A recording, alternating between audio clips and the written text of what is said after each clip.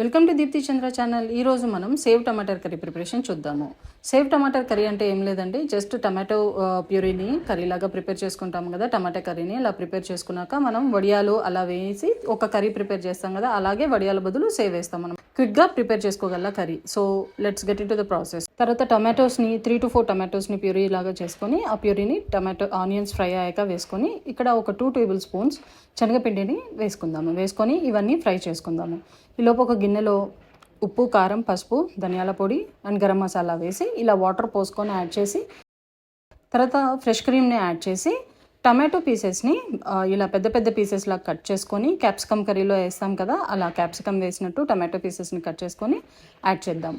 ఇలా వేయడం వల్ల కర్రీ మంచి లుక్ వస్తుంది.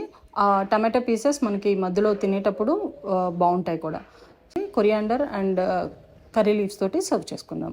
తర్వాత మెయిన్ ఇంగ్రీడియంట్ సేవ్. ఇది మార్కెట్లో అయినా తెచ్చుకోవచ్చు, ఇంట్లో అయినా మీరు శనగపిండితో ప్రిపేర్ చేసుకోవచ్చు. సేవ్ని పైన గార్నిష్ చేసేసి సైడ్ శనగపిండి బేస్డ్ బ్రేక్ఫాస్ట్ చేస్తారు. మనం కొంచెం తక్కువ యూజ్ చేస్తాము, బట్ ఇలాంటి కర్రీస్ ట్రై చేసుకొని యాడ్ చేసుకోవచ్చు మన డైట్లో. Thank you.